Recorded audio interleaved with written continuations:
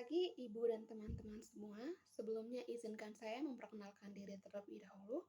Perkenalkan, nama saya Maria Susantiwatu dengan NPM 411221000026. Pada kesempatan kali ini saya akan membahas dua highlight penting ataupun dua poin penting yang akan menjadi rincian dalam video ini.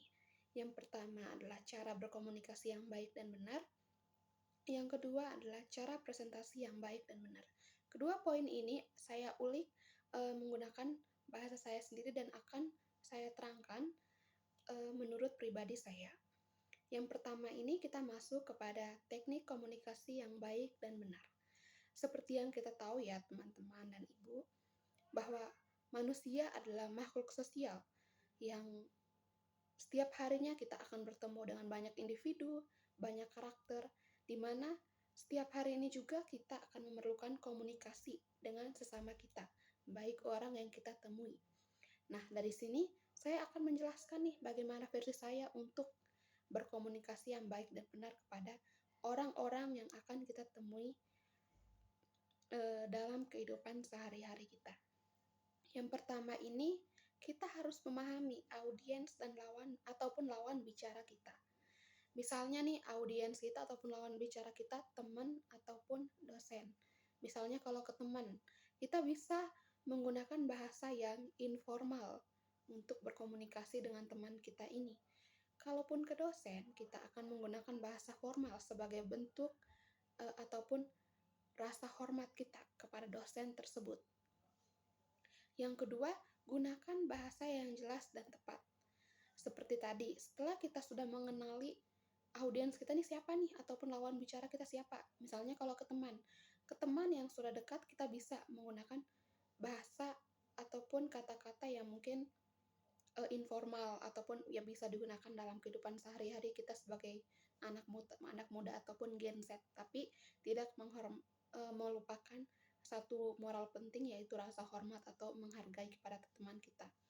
Dan misalnya juga kita berkomunikasi ke dosen, baik itu secara tatap muka ataupun via chat.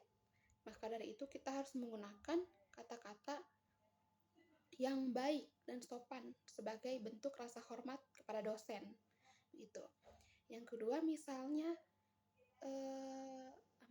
yang ketiga itu kita mendengarkan dengan aktif.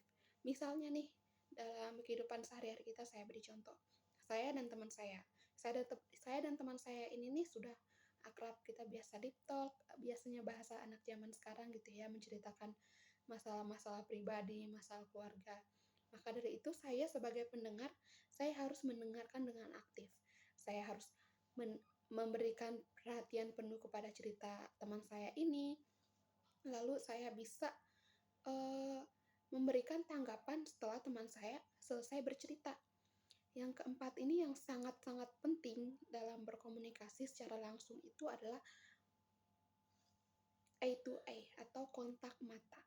Kontak mata ini sangat penting karena dengan kita melakukan kontak mata ini, maka audiens atau lawan bicara kita itu merasa, oh, saya memperhatikan dia, atau kita memperhatikan lawan bicara kita ini gitu. Yang kelima itu ada jaga intonasi dan nada suara. Saat kita berkomunikasi dengan orang-orang, kita harus menjaga nada atau intonasi suara kita, tidak boleh terlihat marah, tidak boleh terlihat kesal. Yang keenam itu berikan umpan atau feedback yang baik kepada lawan bicara kita. Misalnya teman saya nih sudah selesai bercerita kepada saya, maka saya bisa menanggapi cerita tersebut dengan bisa memberikan saran atau ikut memberikan rasa empati saya untuk teman saya ini. Misalnya kalau misalnya dalam konteks ini dia menceritakan kalau dia memiliki masalah dalam hidupnya. Nah, yang kedua yang tidak kalah penting itu adalah teknik presentasi yang baik. Yang pertama itu menurut saya kita harus melakukan persiapan yang matang. Persiapan yang matang itu meliputi apa saja? Misalnya, kenali topik yang akan kita presentasi nih. Misalnya kita akan mempresentasikan data analis. Nah, kita harus menggali atau mengenali secara detail informasi tentang data analis ini. kita sebelum mempresentasikan kepada audiens kita. Lalu buat media visual seperti PPT itu yang menarik baik dari segi warna ataupun gambar yang akan kita sajikan nanti, biar audiens ini tuh bisa kayak terfokus pada apa yang kita presentasikan. Yang kedua itu pembukaan yang menarik.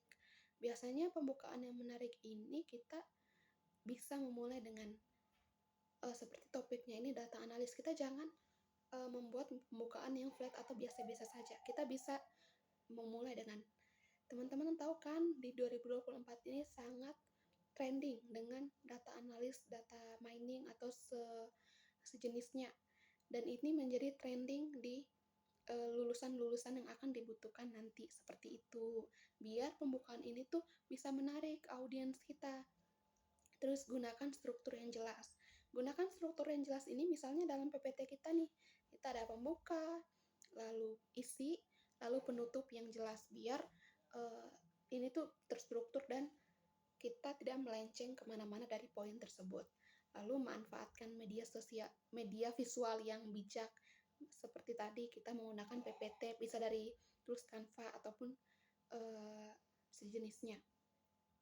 Lalu yang terpenting itu saat kita sudah menguasai materi itu, kita jangan terlalu terpaku pada media tersebut. Dari slide visual tersebut kita harus bisa menguasai agar fokus kita tuh ada pada materi dan audiens, jangan terlalu terpaku pada media visual tersebut. Lalu ada interaksi dengan audiens saat masuk ke struktur isi, di mana kita memaparkan isi dari visual slide tersebut atau isi dari materi yang akan kita sampaikan, kita tidak boleh melupakan interaksi dengan audiens, di mana interaksi tersebut bisa kita bungkus dalam pertanyaan-pertanyaan kecil ke audiens kita. Lalu kontrol bahasa tubuh juga, seperti tadi di komunikasi, maka di cara mempresentasikan yang baik itu ada kontrol bahasa tubuh, di mana kita harus bisa memilah bahasa yang baik dan benar untuk digunakan saat presentasi. Jadi di mana presentasi itu kita harus menggunakan bahasa yang formal ya, tapi bisa juga kita menggunakan bahasa semi formal dengan memperhatikan kaidah bahasa yang baik. Lalu kelola waktu yang baik gitu.